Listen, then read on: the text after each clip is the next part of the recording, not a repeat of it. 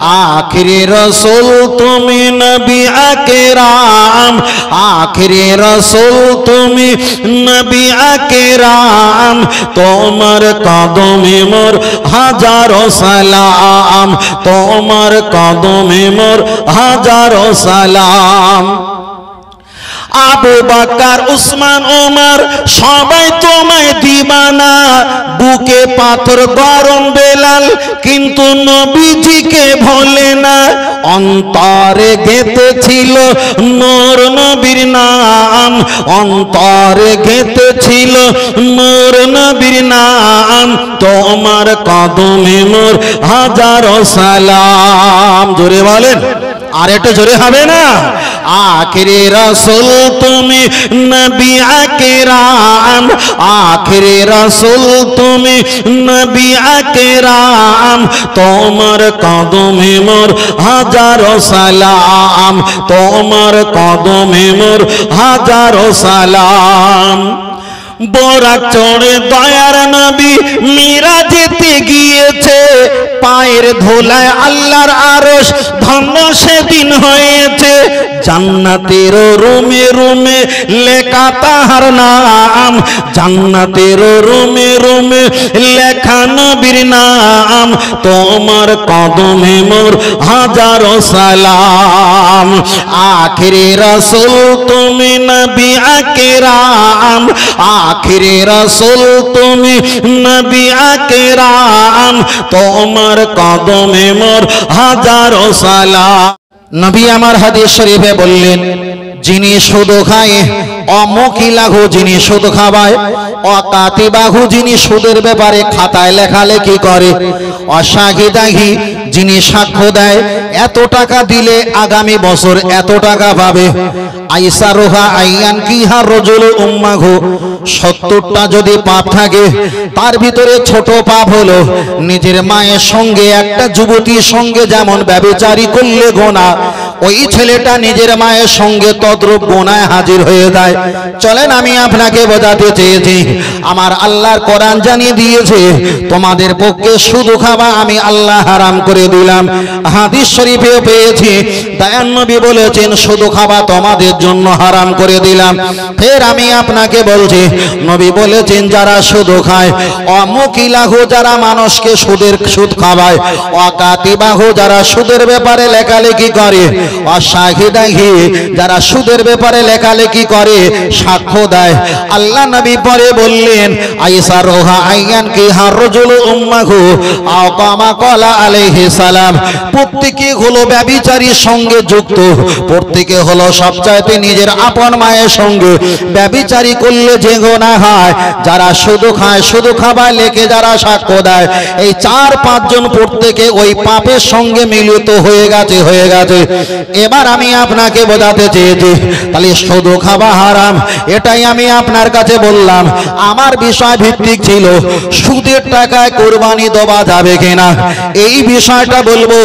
তার আগে আর একটা কথা ক্লিয়ার করা দরকার, মানুষ যদি মরণাপন্ন হয়ে যায় মানুষ যদি মরণাপন্ন হয়ে যায় কিছু যদি না পায় শুকুরের গোশত ভক্ষণ করে জীবনটা যদি ত্যাগ করা শরীয়তে এটা যদি জায়েজ হয় আমার আল্লাহর কোরআন জানিয়ে দিয়েছে ইন্নামা নিশ্চয় হারামা হারাম করেছে মাইতাতা মৃত আত্মা রক্তলাহামন গোশত তোমাদের জন্য মৃত রক্ত গোশত হারাম করে দিয়েছে। আল্লাহর কোরআন পরে জানিয়ে দিয়েছে খিনজির তোমাদের জন্য শুকর হারাম করে দিয়েছে। বশিরাত আল্লামা হুজুর একটা কিতাবে লিখেছেন কিতাবটার নাম হলো কমদেম দেখা যায় ফতোয়ায়ে আমিনিয়া। কেউ যদি বিসমিল্লাহ বলে হারাম জিনিস খায় ওই ব্যক্তিটা বেঈমান আর কাফির হয়ে যাবে। আর কোন ব্যক্তি যদি বিসমিল্লাহ বলে যদি নাই খায় ওই ব্যক্তি এক লোকমা হারাম খেলে 40 দিনের ইবাদতটা নষ্ট হয়ে যাবে। ফের আমি আপনাকে বলছি তাহলে সুদ খাওয়া হারাম, মিথ্যা কথা বলা এটাও হারাম। আপনার কাছে বলছে সুদ খাওয়া আল্লাহর কোরআন বলেছে শুকর খাওয়া এটাও হারাম। কিন্তু আমি আপনাকে বোঝাতে চাই মদ খাওয়া জায়েজ না না জায়েজ কথা কোনো খুব ভেরিফাই করে শুনবে পরে কি বলছি ফের যখন লাস্টে ঘুরিয়ে বলবো খুব ভালো করে শুনবে তাহলে জীবনে খেয়াল থাকবে। আল্লাহর কোরআন জানিয়ে দিয়েছে তোমরা যদি মদ্যপান করো, তোমরা যদি নেশাগ্রস্ত হয়ে যাও, আমার আল্লাহর কোরআন জানিয়ে দিয়েছে খবরদার লা তাকরাবুস সালাত, তোমরা নামাজ তো পড়া দূরের কথা, তোমরা নামাজের ধারে বাড়ে যাবে না। আল্লাহ কেন যাব না? ও আনতুম সুকারা, তোমরা যখন মদ্যপান করবে, মদ্যপান করা অবস্থায় আমার আল্লাহ যদি নামাজের ধারে বাড়ে যেতে বারণ করে, ও বাপজিরা আপনাকে আমি একটা কথা বলি, আপনার প্রচন্ড গরমকালে ঠান্ডা পানি ফ্রিজের পানি খেয়ে আপনার গলায় কফ জমে গেছে, আপনি একটা দেখা যায় সিরাপ খেয়েছেন, কাছে সিরাপ, কাশি সিরাপ নিম্ন সংখ্যা 11 থেকে 12 খানা কোম্পানি আছে, আপনি একটা সিরাপ খেয়েছেন। অধিকাংশ মানুষেরা বলেছে কাশি সিরাপকে যদি একটা ফাইল পুরো খেয়ে নেয় তার কিন্তু নেশা হয়ে যায়। তাহলে কাশি সিরাপে অ্যালকোহল দেওয়া আছে, আপনি রোগের কারণে ওই অ্যালকোহল যুক্ত কিংবা আলফা টনিক কিংবা কোনো একটা ভিটামিন আপনি খেয়েছেন, তাতেই তো দেওয়া আছে অ্যালকোহল, মানে ওটাই হলো নেশা দ্রব্য, ওটাই হলো মদ। আপনি তো খেয়ে জোহরে নামাজ পড়েছেন, আমি আপনি খেয়ে তো জলসায় বসেছি, আপনি তো বলেছেন কোরআনের আয়াত দিয়ে যারা মদ্যপান করে অবশ্যই ওরা যেন নামাজের ধারে বাড়ে না আসে। চলেন আর একটা হাদিস পড়া যাক। আমার আল্লাহর নবী হাদিস শরীফে বললেন আল্লাহ হালালাহু ও হারামা হারামাহু, যেটা হারাম ওটা এক বোতল ওটা হারাম, আর যেটা হারাম ওটা যদি এক ফোঁটা হয় ওটাও তো হারামের বাচ্চা, হারাম হারাম। তাহলে একটা শুকর যদি 50 কেজি হয়, শুকরের বাচ্চা যদি 5 কেজি হয়, 50 কেজিটাও হারাম, 5 কেজিটাও ওটা হারামের বাচ্চা, হারাম। তাহলে এক বোতল মদ খাওয়া ওটা যদি হারাম হয়, সিরাপে অ্যালকোহল যদি কোনো মদ দোবা থাকে, ওতে এক বোতল দোবা না থাকলে ওতে তো দোবা আছে এক ফোঁটা, এবার বলেন ওটা হালাল না হারাম? জি জি, এইবারে লাইনে এসছে। আগের কথা খেয়াল আছে, বিনা ওজরে শুধু খাওয়া যাবে বলেছিলাম না? এবার ভাই বলেছে কি যে কারণবশত খাওয়া যাবে, কারণবশত ব্যাখ্যা হলো ওজোর।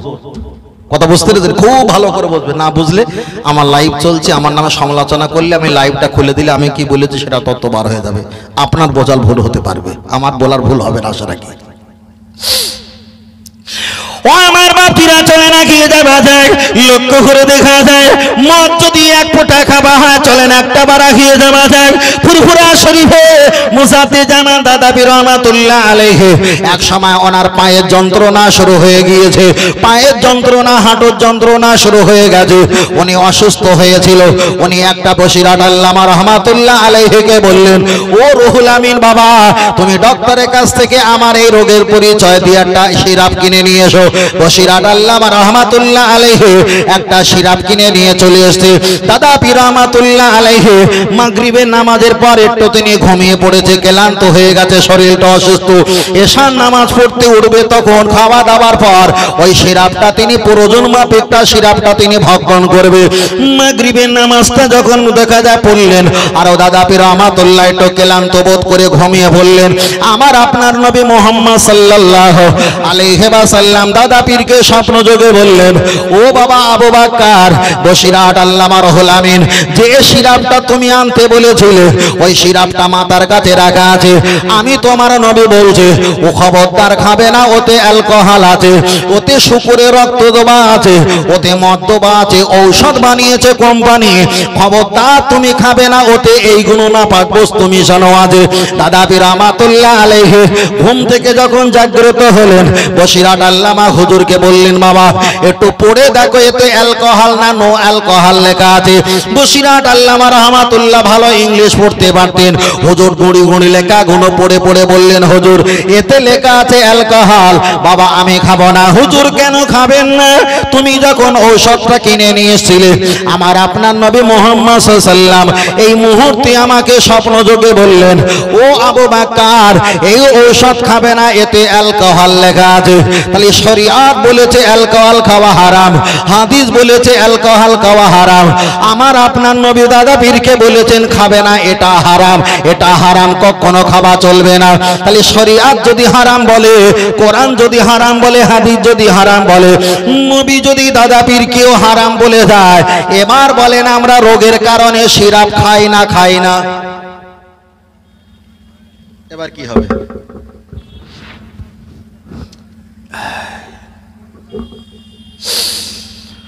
ও আমার ছেলেরা, যারা যুবকেরা গিয়ে চলে যাওয়া যায়, আপনাদের ছেলেরা একটা ফগ মাকে ফগ ব্যবহার করে, স্পিরিট মারলে ফোঁপো করে বার হয়, আমরাও ব্যবহার করি।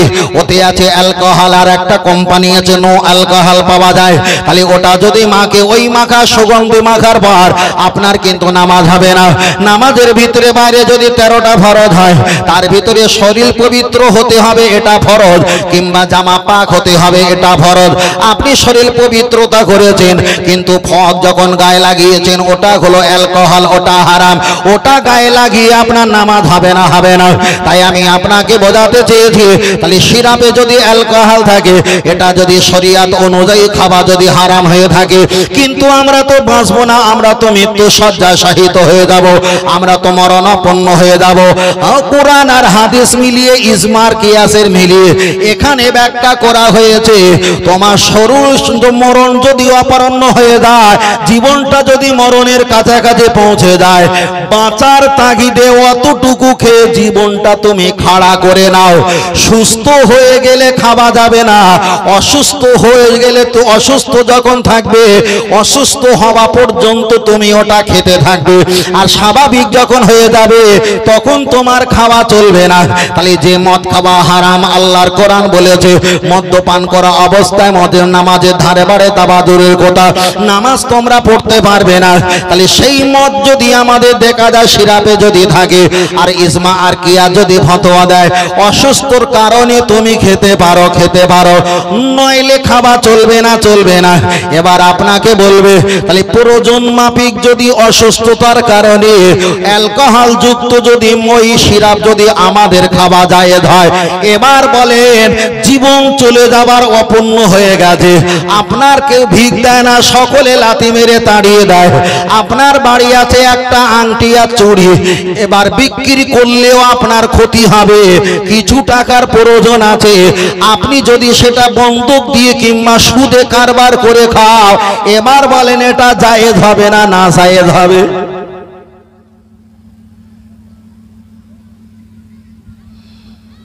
একটু মাথা ঘুরছেন হালকা হালকা?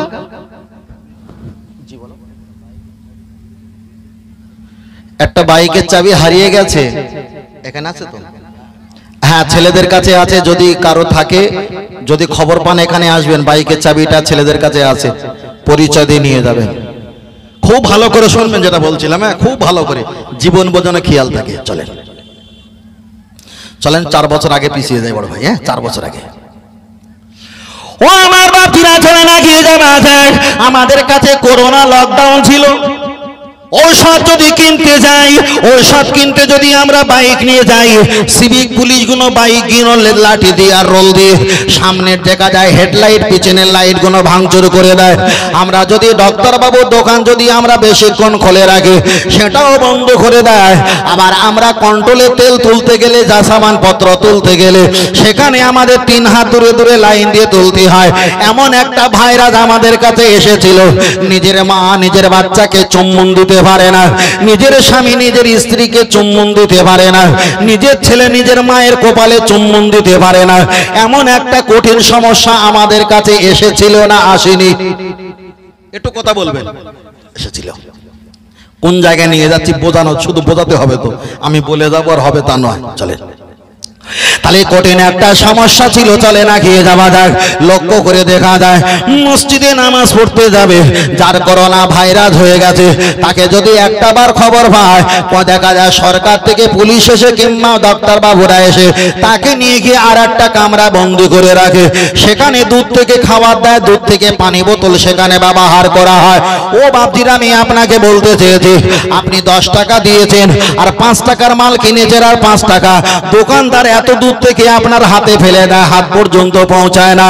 যে ইমাম সাহেব নামাজ পড়ানোর সময়, মক্কার ইমাম সাহেবরা, তারা মুখে মাস্ক লাগিয়েছিল, হাতে তারা মাস্ক পরেছে, মাথায় একটা মাস্ক টুপি পরেছে, নামাজ পড়ার আগে কিংবা পরে তারা স্যানিটাইজার ব্যবহার করেছে। এবার আমি আপনাকে বলছি, আমার আল্লাহর নবী হাদিস শরীফে বললেন, ও আমার উম্মতেরা জেনে রেখে দাও, আহাব্বু ইলাল্লাহি মাসাজিদুহা, সবচাইতে পৃথিবীর শ্রেষ্ঠ জায়গা হলো, সবচাইতে সবচাইতে শ্রেষ্ঠ জায়গা হলো আল্লাহর ঘর, আল্লাহর ঘর মসজিদ। পৃথিবীতে যত ঘর আছে সবচাইতে শ্রেষ্ঠ জায়গা ঘর হলো আমার আল্লাহর ঘর মসজিদ। মসজিদে মুসাফা করলো ইমাম সাহেব আর আমি আপনি, আর আমরা হাতে হাত দিয়ে মুসাফা করলাম। ইমাম সাহেব কামরা গিয়ে স্যানিটাইজার দিয়ে হাত ধোয়, আমরাও বাড়িতে গিয়ে কামরা গিয়ে স্যানিটাইজার দিয়ে হাত ধোয়। কিন্তু একটা বাদ দেখেছেন, সিরাপে যদি অ্যালকোহল থাকে ওটা খাওয়া শরীয়ত যদি হারাম করে দেয়। স্যানিটাইজার ব্যবহার করেছে, আপনি গুগল সার্চ করে দেখেন ওই স্যানিটাইজারেও অ্যালকোহল মেশানো আছে। আমরা অ্যালকোহল যুক্ত হাতে মাখামাখি করে হাতটা ধৌত করে আল্লাহর কাছে নাপাক হাত নিয়ে বলছি, আল্লাহ আপনি আমাকে করোনা ভাইরাস থেকে হেফাজত করো। আমার আল্লাহ যদি জবাব দিয়ে বলে, বান্দা তোমার হাতে স্যানিটাইজার ব্যবহার করা আছে, এটা তো অ্যালকোহল, এটা হারাম, এই হারাম যুক্ত হাত নিয়ে আল্লাহ দরবারে তুললে তো দোয়া কবুল হবে না, তখন যাবে কোথায়? স্যানিটাইজার যেটা ব্যবহার করেছিলাম ওটা হালাল না হারাম? ও তো হারাম, অ্যালকোহল মেশানো। চলেন আস্তে আস্তে আস্তে। ও আমার ছেলেরা, আমার যুবকেরা গিয়ে চলে যাওয়া যায়। আপনি কলকাতায় কাজ করেন, ভোর 4টে আপনি ট্রেন ধরে কলকাতা চলে যাও। 1 বছর নয় পয়সা ছিল, 2 বছর পয়সা ছিল, কিন্তু 3 বছর যখন হয়ে গেছে, আপনার বাড়ি ছোট বাচ্চা প্রতিদিন দুধ খায়, নেট্রোজিন 1-2-3 দুধ খায়। আপনার বাড়ি বৃদ্ধা মা প্রতিদিন ঔষধ কিনে দিতে হয়। আপনার বাড়ি বোন প্রতিদিন তার খাসগোস কিনে দিতে হয়। আপনার বাড়ি চাল ডাল তেল সবজি দেখা যায় মাল মশলা কিনে খাওয়া দাওয়া করতে হয়। আপনি না 6 মাস কাটালেন, 1 বছর কাটালেন, 2 বছর কাটালেন, 3 বছর কাটালেন, কাটাতে কাটাতে যখন অতিক্রম হয়ে গেছে, নিঃস্ব হয়ে গেছেন, টাকাও নেই, অর্থ নেই, কিছু নেই। এই সময় তো লকডাউনে কেউ জমি কিনবে না, এই সময় তো কেউ গাড়ি বিক্রি করলে তিনিও কিনবে না, তার জীবন বাঁচানো ফরজ হয়ে গেছে।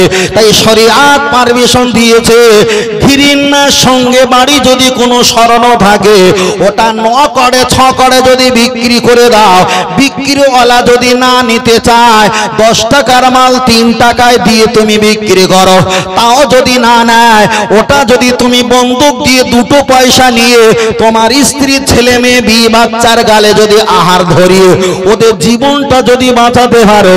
বসদাদা পীর রহমাতুল্লাহ আলাইহি উনি তো ওসিয়াতনামায় ওটাই ব্যাখ্যা করেছে, বিনা ওজরে শুধু খাওয়া যাবে না। এমন কঠিন পরিস্থিতি যদি হয়ে যায় তখন তো শুধু খাওয়া তো দূরের কথা, শুকুরের গোশত খেয়েও জীবন ধারণ করা যায়। দেখা যায় মদ মিশ্রিত অ্যালকোহল যুক্ত সিরাপ খেয়ে তখনও জীবন ধারণ করা যায়। নবী ইব্রাহিম আলাইহিস সালাম নিজে বাঁচার জন্য, নিজের স্ত্রীর জীবন বাঁচানোর জন্য নিজের স্ত্রীকে বোন পরিচয় দিয়েছে, ওটাও শরীয়তে জায়েজ। তাহলে এখানে প্রমাণ হয়ে গেল এমন কিছু কাজ করবে ঈমান যেন না চলে যায়। গুনাহ যদিও হয়, গুনাহ আল্লাহ মাফ করবে, তবে ঈমান চলে গেলে আমার আল্লাহ আর ক্ষমা করবে না। তাহলে এখানে প্রমাণ হয়ে গেল বিনা ওজরে আপনি শুধু খেতে পারবে না। এমন কঠিন পরিস্থিতি যখন দেখা যায় ভারতবর্ষে, আমাদের ভারতবর্ষে আর পাকিস্তানের যুদ্ধ শুরু হয়ে গেছে।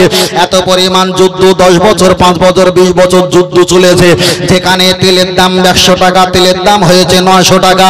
আপনি 3 দিন চললো, 5 দিন চললো, 6 মাস চললো, 12টা বছর তো কাজকর্ম, কলকারখানা, গাড়ি বাড়ি সব ধ্বংস হয়ে গেল। পরিস্থিতি যখন কিছু না পাবে তখনও এই পরিস্থিতিতে জীবন ধারণ করে বেঁচে থাকাটাই ফরজ। তাই দাদা পীর রহমাতুল্লাহ আলাইহি উনি ওসিয়াতনামা লিখেছে বিনা ওজরে শুধু খাওয়া যাবে না। যার ব্যাখ্যা হলো এমন পরিস্থিতির কারণে হলে সুদের টাকাটা কিছুটা ভক্ষণ করে আল্লাহর কাছে ক্ষমা চাইবে, আল্লাহ মাফ করে দেবে। আপনি অসুস্থ মদ্যপান করতে পারবেন না, কিন্তু দেখা যায় ওই সিরাপে 2 ফোঁটা 4 ফোঁটা অ্যালকোহল মদ যুক্ত মিশানো আছে, ওটা খাওয়ার পর যদি সুস্থ হয়ে দাও, এটা জায়েজ, এটা জায়েজ। তাই আমি আপনাকে বোঝাতে চেয়েছি, আল্লাহ নবী দেখা যায়, আল্লাহ নবী আমাদের কাছে জানিয়েছেন, ও আমার সাহাবীরা জেনে রেখে দাও, মদ পড়তুম ব্যক্তিরা মদ্যপান করে মসজিদে নামাজ আদায় করতেন। কুলিয়া আইয়ুহাল কাফিরুন লা আবুদু মা তা'বুদুন ওয়া লা আনতুম আবিদুনা মা আবুদ। ওরা এত পরিমাণ মদের নেশা ঘোর হয়ে হয়েছিল, ওরা সূরা কাফিরুনটা ভুলভাল পড়া শুরু করলো। আল্লাহ নবী বললেন 4 বার খাও, 3 বার খাও, 2 বার খাও। একবার খাও খেতে খেতে ওমর বলেছিলেন আল্লাহ আপনি পুরোপুরি হারাম করে দাও। আমার আল্লাহ ওমরের দিকে তাকিয়ে ওই মদ খাওয়াটা পুরোপুরি হারাম করে দিয়েছে। তাহলে এখানে প্রমাণ হয়ে গেল ধর্মের ক্ষেত্রে এটা হারাম হতে পারে, কিন্তু জীবন চলে যাও এমন যদি মরপন্ন হয়ে যাও, তখনও অ্যালকোহল যুক্ত সিরাপ খেয়ে জীবন ধারণ করাটা হানাফি মাযহাবের মাসলাক অনুযায়ী জায়েজ। তাই ডক্টর বাবুর কাছে আমরা যখন চলে যাই, আমাদের যে সিরাপগুলো দেয় এই সিরাপে অধিকাংশ অ্যালকোহল মেশানো আছে। এটা যদি আমরা খাই বিনা ওজরে কোনো কারণে যখন খাচ্ছি, আমার আল্লাহ এই কারণের কারণে আমার আপনার গোনা দেবে না, দেবে না, দেবে না। এ কথা আমার আপনার নবী 1500 বছর আগে শিখিয়ে গেছেন। জোরে বলেন সুবহানাল্লাহ, আর একটু জোরে বলেন সুবহানাল্লাহ। তবে লকডাউনের সময় ওই পরিস্থিতি ছিল। আর আমাদের যদি যুদ্ধটা যদি 10-12 বছর চলে এই পরিস্থিতি আসবে না? আসবে না? আসবে তো। পেট্রোল পাম্পে যদি আর 2 দিন অপেক্ষা করো সবে 5 টাকা বাড়াবে, 2 দিন অপেক্ষা করো 5 টাকা বাড়াবে।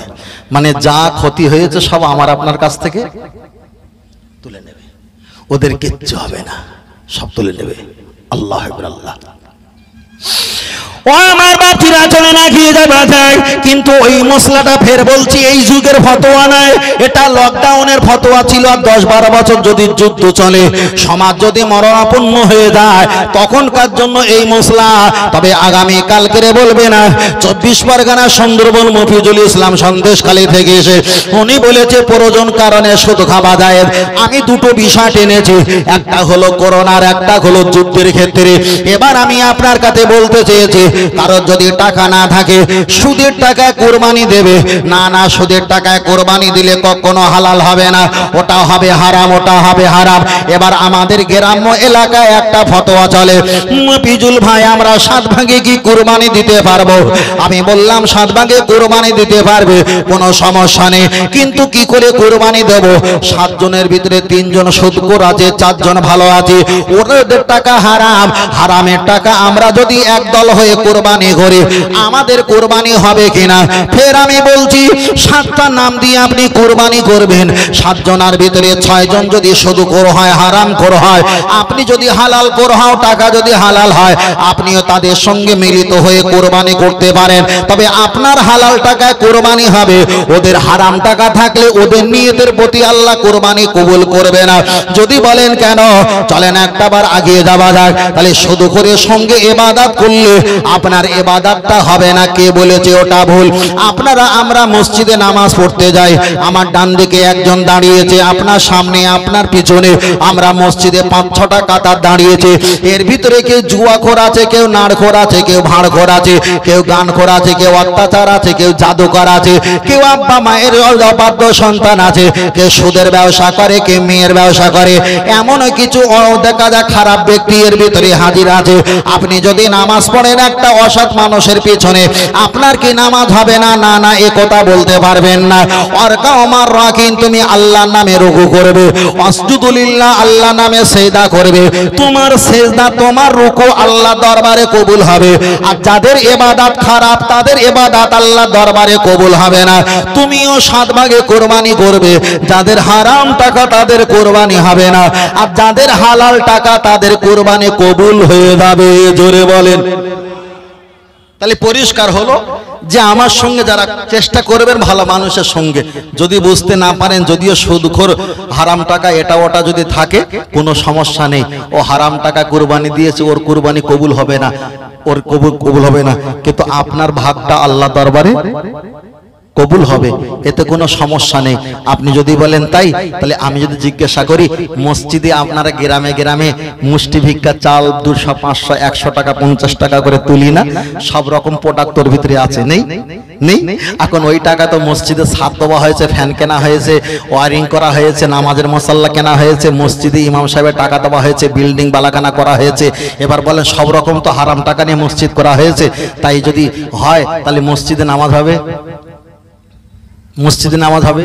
তাহলে ফতোয়া অনুযায়ী হবে না। না, যারা হারাম টাকা দিয়েছে তারা গোনার কাজ করেছে, তাদের ইবাদত হবে না।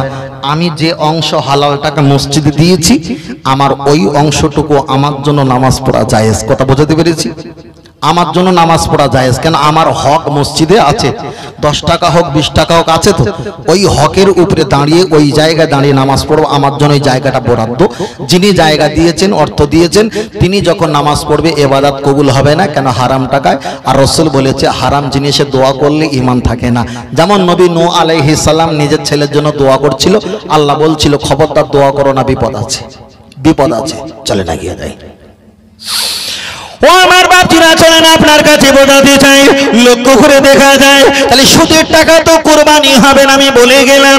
তারপরে আমি আপনাকে বলছি 7 ভাগের ভিতরে যদি 6 ভাগ সুদ কর হয়, একজন যদি হালাল কর হয়, উনি যদি কুরবানি দেয় কোনো সমস্যা নেই। জানার হালাল টাকা তানার কুরবানি হবে। চলেন আপনার কাছে আর একটা আগিয়ে যায়।